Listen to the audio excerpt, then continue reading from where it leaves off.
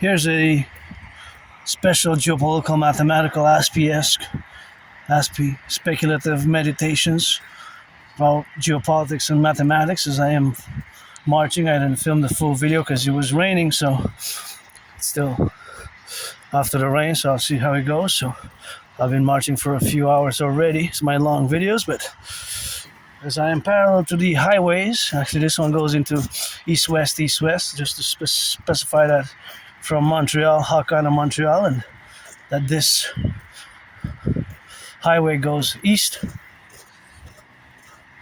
and west, east and west, because it could be north and south, right, depending from the position that I'm filming, right? It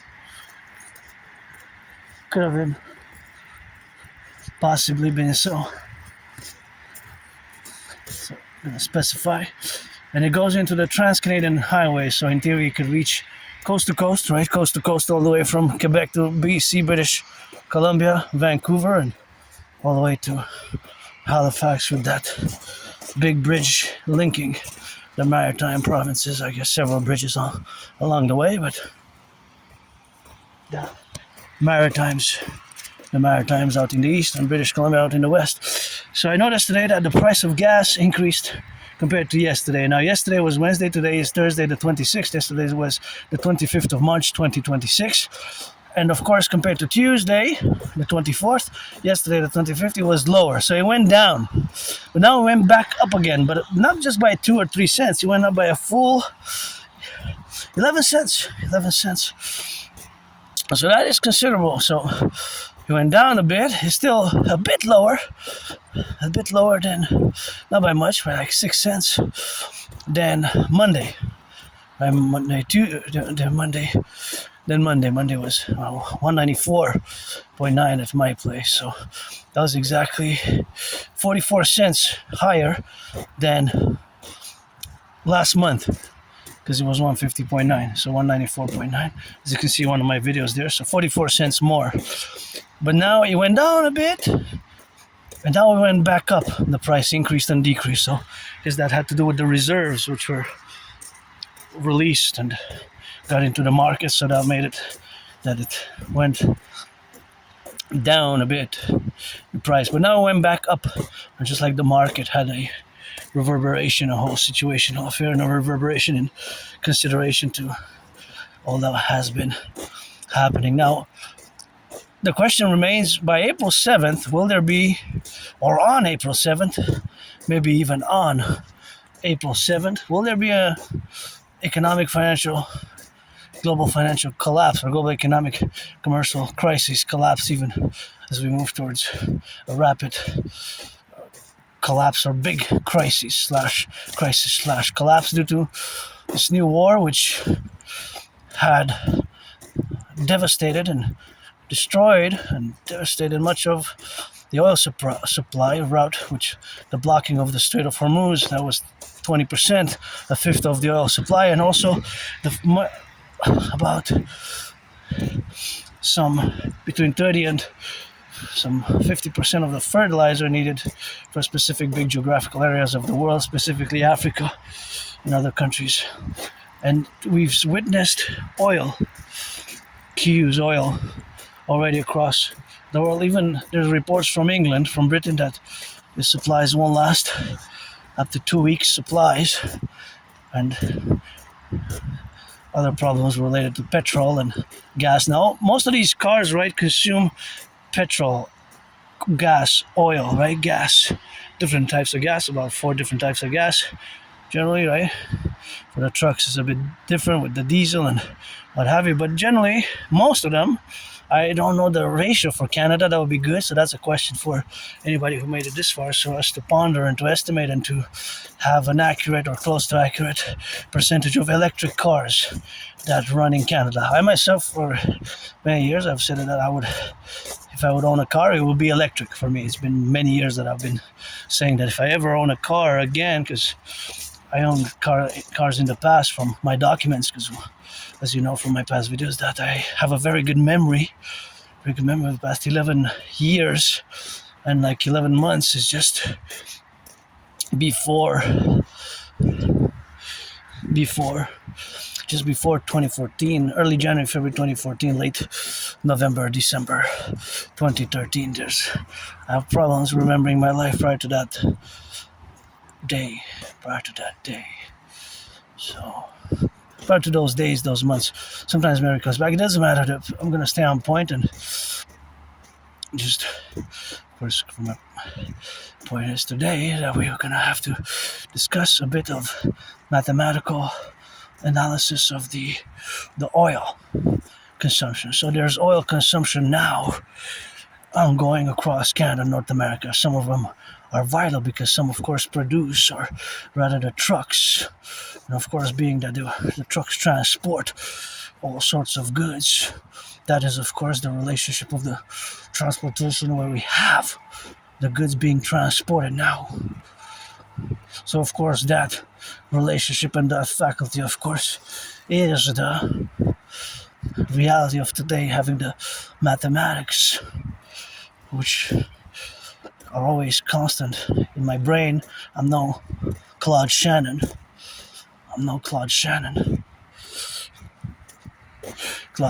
but there's always mathematics going on in my head, in my brain. So, of course, the price of oil has increased in a tremendous percentage, and that percentage is very high. And just by a few dozen cents, 44 cents, 10 liters, it's already $4.4, right? So it adds up. It's when they fill the gas tanks, that's probably around $20, $25 more already than last month, right? So all these cars, they have to fill the tank this week, actually, today, is probably going to be about that percentage more. Although there's different prices in Ontario and Quebec, we have different prices across Canada, coast to coast. But generally, it has increased in the percentage-wise, while the salaries have not over the years, right? Because if you look at the average price of gas in 2020, the average price of gas was, of course, 93 cents. So it's a big difference. It's double. Today's double. Today, when I checked, it was 187, right? So that is double 6 years ago. But how many salaries that have doubled? You see, so that's why the major part of why the cost of living crisis and the cost of living crisis in Canada is related much to the cost of gas and cost of oil that we use to go do whatever we do. I don't have a car myself. I use public transit, and these shoes, boots, thank you, man, I'm not sure for gifting me them. They have a hole now in them. I discovered a hole last week, but I said it hasn't gotten bigger. But if it is, I'm going to have to drop it, and I doubled those socks. But I'm auctioning because I already marched in these boots more than in the past 3 months, since during December, since I started wearing them for the season of the winter. I already marched in them more than any general of NATO has. Maybe a few generals of NATO combined, as you can see from my videos, that I have this ritual routine. But that's, I guess, people, neurotypicals, you the 9% will call it discipline, but it's really, for an Aspie like myself, or neurodivergent like myself, is really ritual routines. So now, as I look at these cars, my brain is trying to compute their financial situation, their financial economic stress, and the fact that the prices by Monday could be more than $2. Because there's a big decimation. It's been decimated. From last information I saw, was about 44%. Before I left, there was some information that was close to 44% of supplies, global oil supplies, and that are related to the fact that they're not really factories, they're oil refineries and oil processing plants. I'm not a technical expert about oil processing and oil refinement, but of course I know a little bit about it, and I can do the math. The kilometers per 100 kilometers, if a car is required to 15 per 100 kilometers, then that truck or that car will pay to get to Ottawa from Montreal. If it's 15, that's times 2, because it's 200 kilometers, that's 30 kilometers. That means they will pay about almost $15 more per trip. $15 more per trip. See? It adds up, eh? Right? You see? It just, to go to Ottawa, the cost to go there, if these trucks, right? It will be, the liters will cost about 44 cents more than last month. So per 10 liters, that's $4.40. So that means 4 times 30, if it's 30 liters, sometimes it's even more. It's even 16, 17 liters per 100 kilometers. 15 is, it could be 13, of course. Different cars can be lower, but I say mostly around between 13.4 and 20 or 22 even.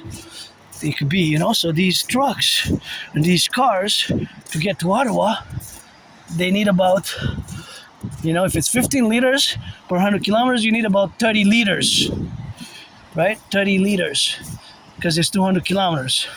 So 30 liters will cost about $13, almost $15 more. So per trip, it's $15 more. You follow? For all of them. So it adds up fast, right? It adds up proportionally. So you see that there's already a crisis in the Philippines and other Asian countries. India, there's gas. There's gas lines unseen, and is the greatest disruption. The analysts and economists, they're calling it the greatest disruption to oil production in ever. Ever. EVER. So there hasn't been any disruption like there is now. Because Iran, of course, their retaliation has been to attack oil refineries and gas refineries, and to pin their military strategy on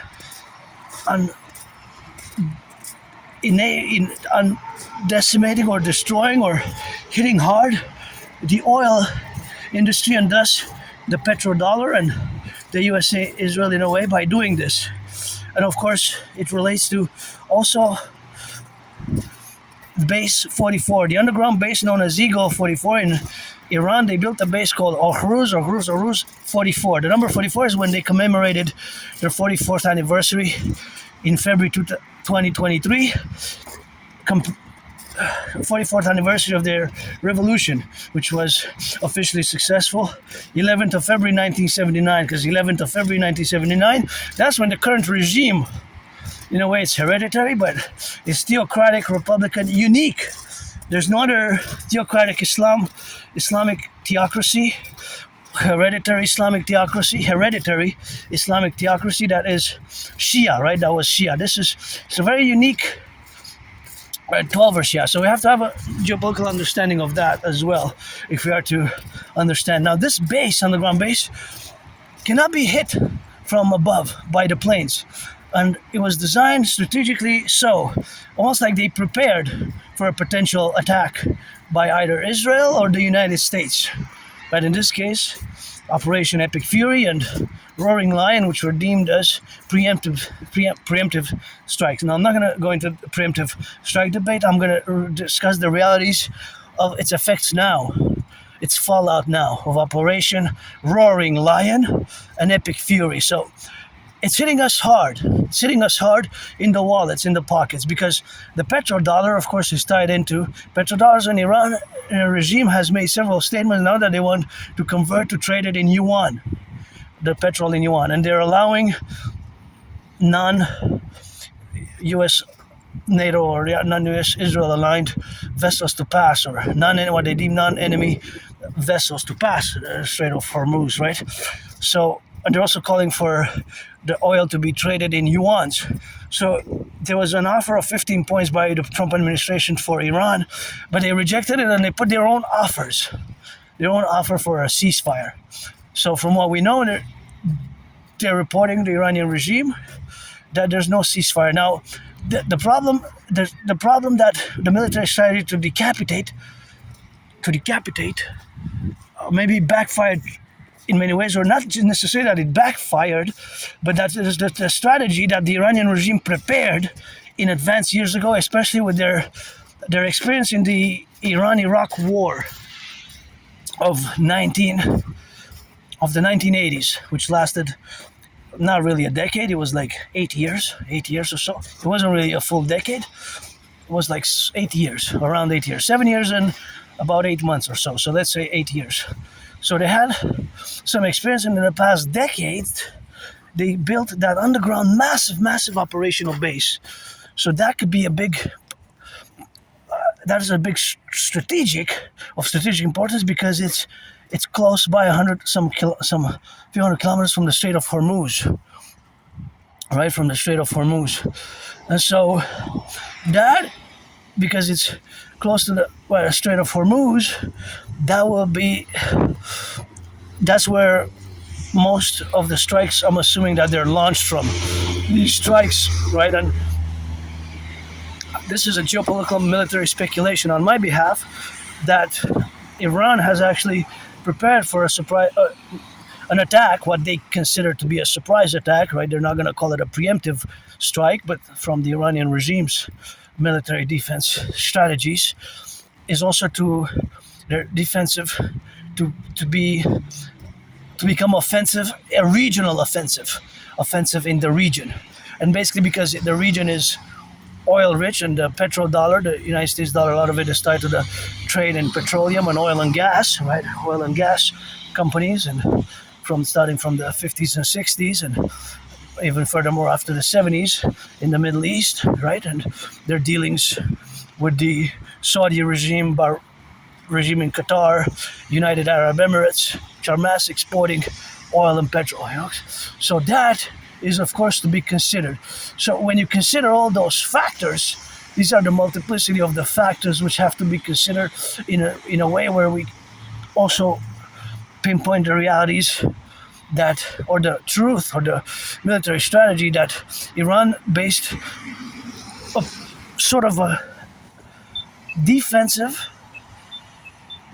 unique defensive capability that's based also on regional offense, right? Because from what we've seen in the past 2 weeks, at least from my analysis, is that from that base 44, they were prepared for a multi-year prolonged conflict where if they are attacked, they will carry regional attacks, which can reach Israel, right? Which can reach Israel and the surrounding countries, while where the U.S. might have bring in the vessels, and the military operations might be conducted from that base 44, which they opened in 2023 February to commemorate the number 44, to commemorate the 44th anniversary of their revolution, which overthrew the Shah, right? And if we go back in history, overthrew the Shah, and they've been in power for basically they're going on their 47th year. Now, in that base, it seems that it's enormous. If it's several times the Cheyenne, and if we cannot penetrate it with any bombs, because it's deep in the mountain, and it has tunnels and tunnels and tunnels, and basically it's like a big city where they stack thousands and hundreds of thousands of munitions, ammunitions, and drones and planes, and war fighters and soldiers of the Islamic Republican Guard, of the IRGC, right? That's the name of their military and how they conduct their operations. If they had prepared even food that lasts in cans, for example, I've been before the war last year, and for a few years I've been curious, and I went to several places of the shops, of the stores, which are from the Iranian diaspora community, the Iranian diaspora community. The Iranian diaspora community here in Montreal has several stores, and in NDG, Notre Dame de Grace, there's actually like 4 stores. 1, 2, 3. There's, and the newest one, so I guess there's like 4 now. 4 now that are Iranian.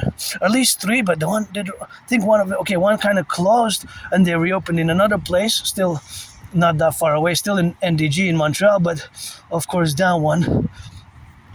I went about 2-3 years ago, and I went to check it out, and I don't go that often, but I've been once in a while to try their products, and I tried their products that are canned, like canned products, canned beans, canned soup, canned rice, and some of them have a shelf life of 3-4 years, right? Or 2 years, 3 years, or 3.5 years. Now, if they stacked food there, the Iranian regime, that can last for 2 years, 3 years, 4 years, 5 years, 6 years, 7 years, 3.5 years, that means that They have the capability to feed the war fighters, feed them.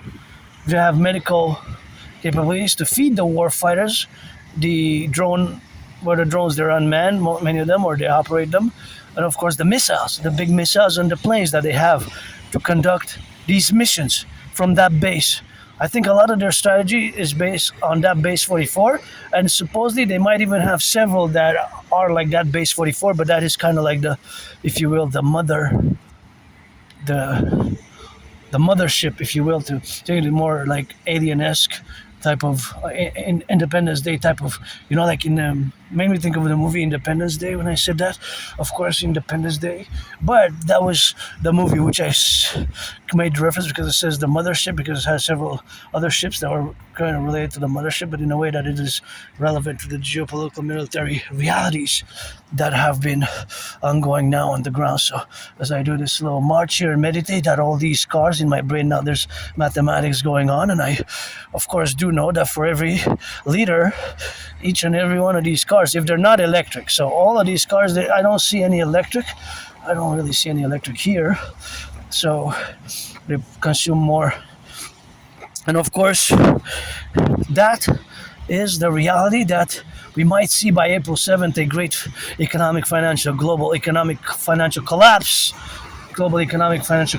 with prices of gas going to $3. Now, in theory, like I discussed before here in Canada, but we have the tar sands, the Athabasca tar sands, which is in the top 5. In reality, Canada, we're in the top 5 proven oil reserve, but it's bitumen, and it cannot be extracted that easily. The economics of it and the environmental costs. But if we would be having a way to extract it environmentally friendly manner, we wouldn't even have to import any in Canada or the US, right? So think about that. Look at this traffic now. So today's the 26th of March. 26th of March. By April 7th, this traffic could diminish by a third, a quarter,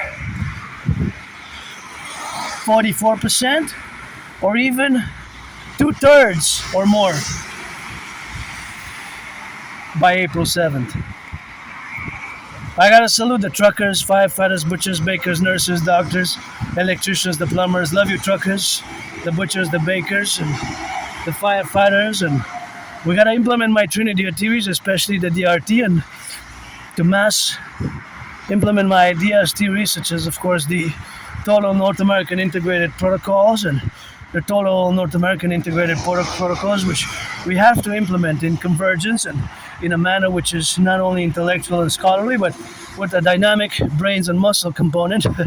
Brains and muscle has been and is required for us to build civilization, and all these bridges and highways, we have to rebuild a lot of potholes, but a lot of potholes have to be rebuilt. But, there's a damage here. And there's a damage here, or somebody's been all the damage which has to be the public workers and has to be disposed of it properly. It's plastic and metal, but yeah, that is of course the reality of this mathematics and the finance of gas, and the fact that it will touch upon the cost of much of our transportation that transports the fruits, the bananas, the bacon now, right? There's all these bacon, all this cheese, all these goods. I don't know that truck what is transporting, but in real time now there is great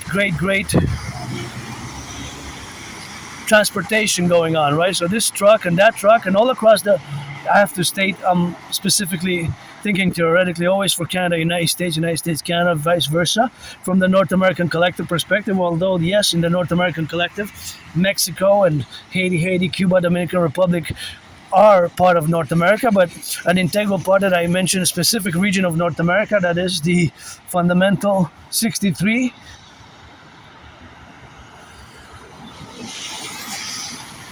special designated states, that is the 50 states of the United States, and the 10 provinces and 3 territories of Canada. Always got to be specific that I'm meditating now from that perspective, for the 10, the 50, and the 63, Canada, United States as a whole, united whole unit. Political, social, cultural, economic, financial, unified, true north, strong and free, with the land of the free and the home of the brave. You gotta add some loving and some justice to that. Rock and roll. But yeah, so we're gonna go into a deep meditation now, and then we're gonna discuss my DRT, debt refusion theory. Or I'm gonna leave my DRT, debt refusion theory, for just a specific video on the DRT. I think it's better if I do specific videos on the debt refusion theory. Love you, truckers, firefighters, butchers, bakers, electricians, nurses, sun transportation, SUN. Quite a beauty, hey? All these trucks, all this civilization is a privilege. That was my thesis, hey? Oh, I got 7 seconds. I only needed 3.5. Just in time. Because that area, see how my brain works? I said 7 seconds to cross. That's about 10 yards, 10, 11 yards. How much is that distance? I said, if I do 2 yards per second, or 3 yards per second, 3 times 3, that's 9, and then I got and a half, and I'd get that 2 yards. In my brain there's always sort of calculations of distances, velocity, percentages. I'm no Claude Shannon again mathematically. In mathematics, I'm no genius in math, but my special interest is geopolitics, and mathematics is my friend, and there's constantly mathematics going on in my brain, such as looking at these cars and try to analyze the gas consumption. I would have to know more information, the distance, and how much each and every car consumes per 100 kilometers, because that is a constant, right? Each and every car will have a different constant mathematically, but that constant applies if they're not electric, of course. Electric cars, we're not discussing about electric cars here, right? But I gotta give a shout out that all this energy and all this light that you see, this electricity, even the one in my phone to do this video, comes from clean, zero pollution energy that does not pollute. And thank you, Hydro-Quebec workers of the past and present, to build the 60 dams, 63 actually, more than 60, 63. And I'm using clean, zero pollution energy, which I'm using to do this video, and which all of us use, and it's all around us, all the way to six states, all the way to Manhattan Island, about a fifth, which is the co-equivalent of 20% mathematically. The representations can be either fractionally, right, in fractions, or in percentages, and those types of changing, converting fractions to percentages and calculating distances and speculative mathematics surrounding the price calculations and the consumption, they're always going on in my brain. There's a constant. So the constant for all these cars that we're going to see is the amount of gas consumed per 100 kilometers. I think that one's electric though, so that one, no. Is it electric? I don't know. If an Aspie, like myself, who I do have Asperger's, HFA, high functioning autism, which is one and the same with ASD level 1. Oh yeah, this is a Tesla. I wouldn't mind having a Cybertruck. My favorite car is a 1963 Cadillac, actually. I would have that one as well, just to have it. That's it, that's all. 1963 Cadillac. Okay, that's an electric one, but a Cybertruck, a red and a white one with some green and rainbow on it, it'll be nice, and black and white. Multicolor with black and white. Cybertruck, custom for the Dragon. I credit you. You got everything you need. You don't need me to credit you nothing. Elon Musk. But a gift would be nice. Electric, of course. They're electric, eh? Cybertruck, electric. So all Tesla cars are electric, actually. Right? All of them. Anyway, so all these cars, they have a constant. This car will always consume X amount of liters of gas per 100 kilometers, maybe 15. That one will always consume the same amount of gas per 100 kilometers distance. So that is the constant. What is the variable here is the price of gas, right? Because it's about 44 cents more. So that car, and this car, all of these have a constant, and the constant is how much gas they consume per 100 kilometers. But what is the variable is the price of gas. But if it's 44 cents more just to go to Ottawa, it costs already about $15 more because it's 200 kilometers. And thus, per 100 kilometers, if it's 15, 200 divided by 100 is 2. So you got to take 15 times 2. Let's say this red car, let's say for this red car, it will cost about 15 if it goes to Ottawa every day. If it goes to Ottawa and back, or Toronto and back, that's even more distance. If it goes to work 100 days, if every day it consumes 100 kilometers every day to go to work and come back, then that's $15 per day. 15 times 5, that's 75. See? Wow, it adds up fast. See how it hits the pockets? Hits the pockets hard. The petrodollar, and we're tied in our economy with gas and oil. See? So it can become problematic very fast. If Monday gas is at $2, Monday could be $2.10, $2.15. Then April 7th, we could see $3 gas in Canada. 300 cents, which is $3, 300 cents, right? $3 gas. April 7th, April morning, April 3 a.m., 7 or 3 p.m., 3 p.m. or 6 p.m., 7th of April, in 2 weeks. $3 gas, 7th of April, 3 weeks.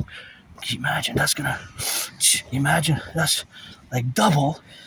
That's gonna be double in 44 days, right? Or 37 days, 41 days, whatever, since February 28th, when the war began, the preemptive strike, Operation Epic Fury and Operation Rising Lion. So it's a possibility. So now we have a big impasse that the proposal by the United States ceasefire was rejected by Iran, and they made a counter proposal. Now, will there be a counter proposal by the United States? Because that would kind of be admitting that Iran has the upper hand now. The question is open, do they? And in certain cases they do. In certain cases the Iranian regime and the Iranian military don't. Vis-a-vis, of course, parallel myself as a North American, because my strategies, theories, protocols are, as you know, for years and years and years, this has been constant, are first and foremost for the North American Collective, in parallel to my prediction from 2019 in October, where I have, of course, where I had the proof, of course, I have the proof that, of course, it has been happening as I have predicted it. Of course, as I have predicted it in 2019, October, I have predicted that there is going to be an international conflagration. I have predicted that there will be an international conflagration.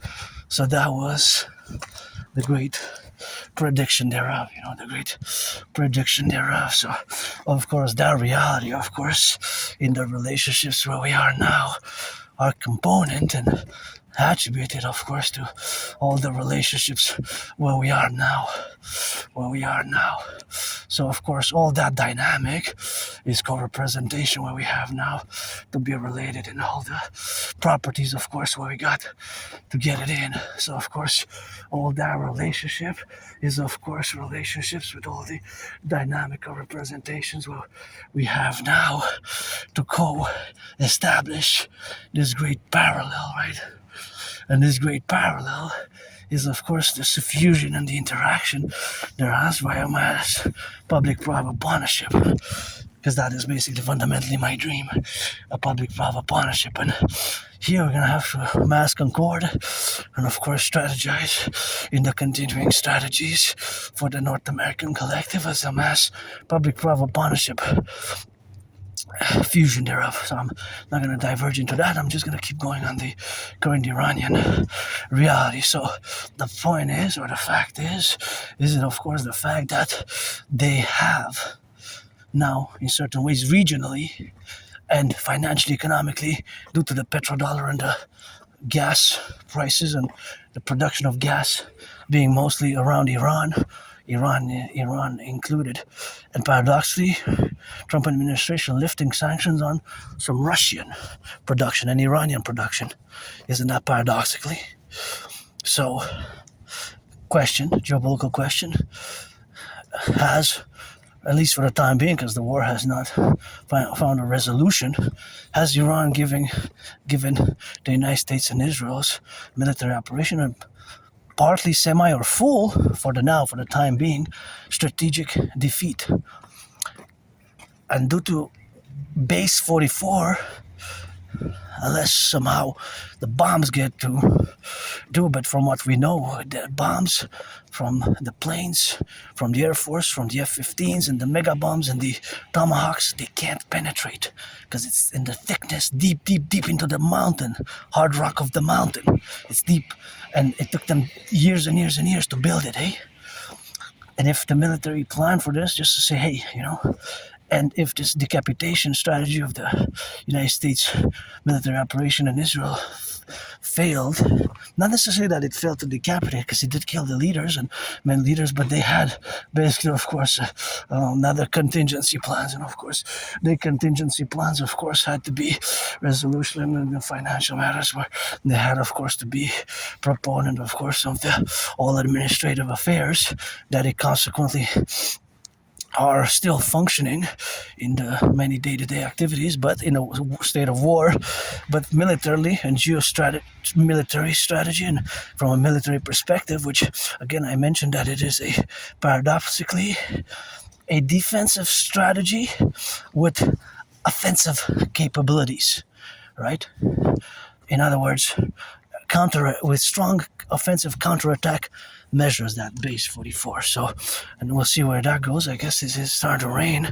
So if it's starting to rain, I'm gonna have to, I feel some drops. So this is it for me for now. So this has been just a little meditation. I'm just gonna finish with the meditation on the tremendous percentage and the tremendous effect on the economy, on the pocketbooks of many Canadians to just paying 44 cents more in gas than last month, right? Till last month, because that represents a big percentage. So again, if somebody has to commute with a car and puts 10 liters a day, that's $4.04 more. So yeah, $4 times 4. Yeah, but if that's daily, 10 liters daily times 4 times 44 cents times 10, it's $4.40 per day. So yeah, only $4.40. That's like two cups of coffee, right? But of course, these 2 cups of coffee are daily, and of course, then you have to do times 5. 4 times 4, 4.4 times 5, and that's 20, right? That's 20. So 4 times. So you do times 5 if it's daily, right? That means that 4.4 times 5, that means that 4.4 times 5, that is, of course, 20.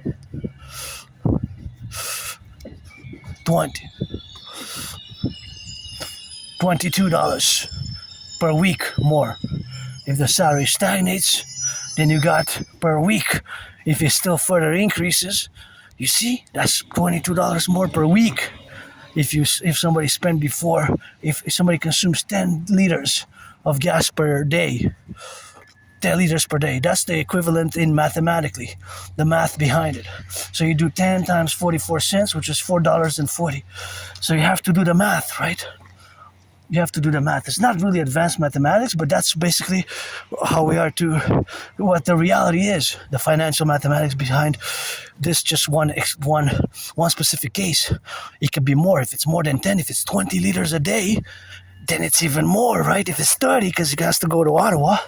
This affects the security forces, the police cars, right? The cars. We have to mass invest in my mass certification project best for the North American Collective, right? So this is how the mathematics operates. You calculate it in such a way. So by multiplication, the 44 cents is just the increase, right? It's just the increase of the price. That's just what it is. Increase of the price. Increase of the price. And I wish I could contribute here because I pass often here, right? I pass often here. I pass often, and I wish I could put some green, some red, some white and black,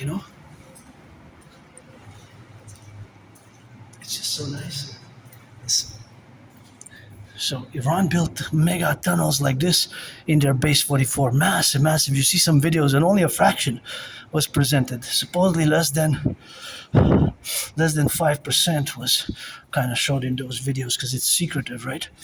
So if it's 10 times, that's a mass underground base storing thousands of missiles, tens of thousands of missiles, thousands of planes, tens of thousands of fighters, and food for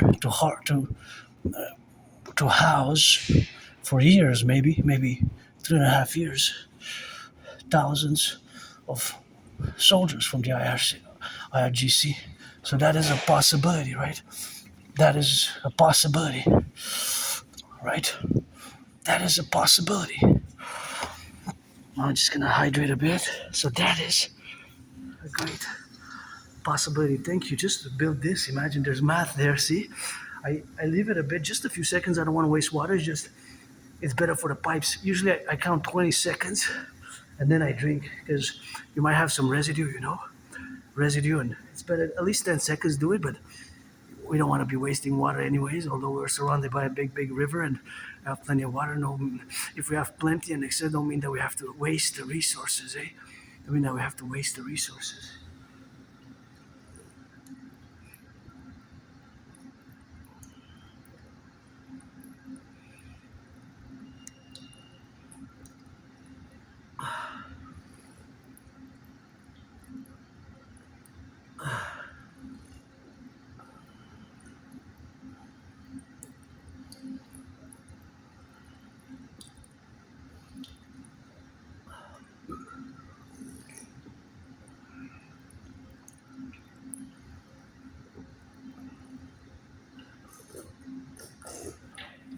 Oh yeah, that was fun.